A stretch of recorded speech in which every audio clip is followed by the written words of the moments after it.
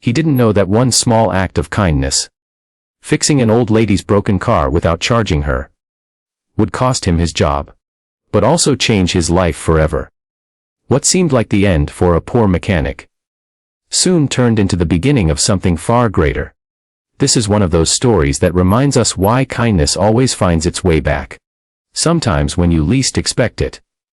The afternoon sun beat down on the small, dusty auto workshop at the corner of Maple Street. The sound of wrenches clanking and engines rumbling filled the air.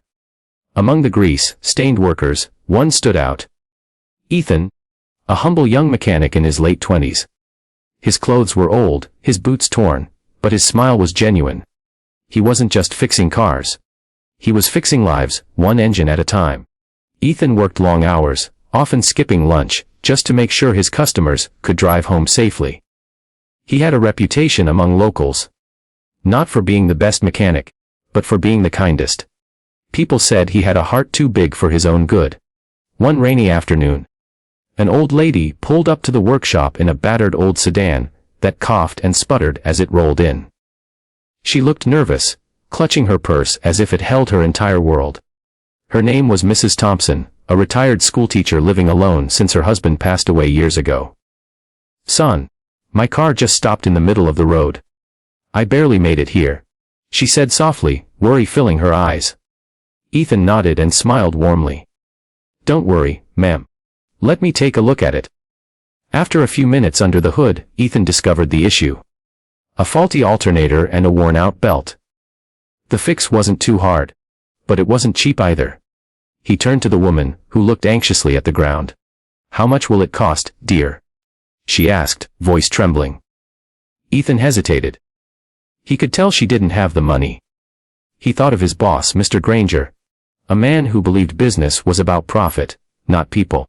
Granger had warned him before. No free work, ever. "We're not running a charity." Ethan smiled gently. "Mom, it's your lucky day.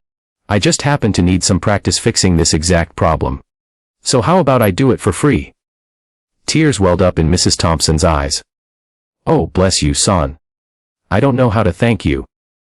Just promise me you'll drive safely," Ethan said with a grin.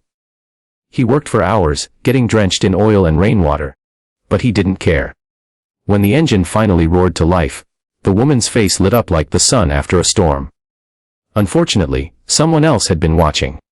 His boss. The next morning, Granger stormed into the garage. "Ethan, my office. Now," he barked. Ethan wiped his hands nervously and followed. Granger slammed a paper onto the desk. A receipt for the parts Ethan had used. "You think I wouldn't find out? You fixed a car for free. You cost me money." "Sir." She was just. "I don't care," Granger shouted. "You're fired. Pack your things and get out." Ethan's heart sank. He stood there speechless, humiliated in front of the other workers. All he could think of was his rent, his sick mother, and the bills piling up at home. But even through the anger and pain, he didn't regret what he did.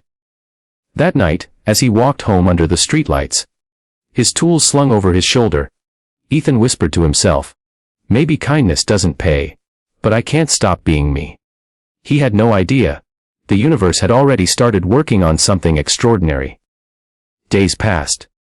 Ethan tried to find another job, but no one was hiring.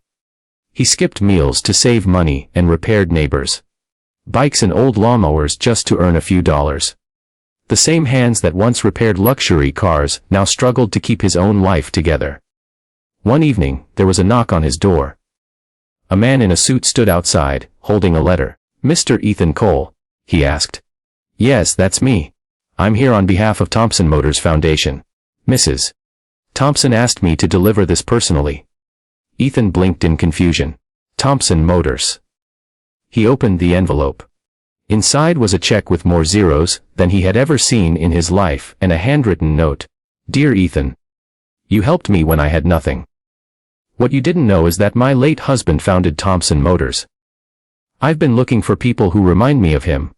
Honest, kind, and selfless. I'd like to offer you a position as head mechanic at our new community garage, where we fix cars for free for those in need. Your kindness changed my day. And now I hope it changes lives." Mrs. Thompson. Ethan's hands trembled as he read it again and again. He could barely believe what was happening. Tears rolled down his cheeks.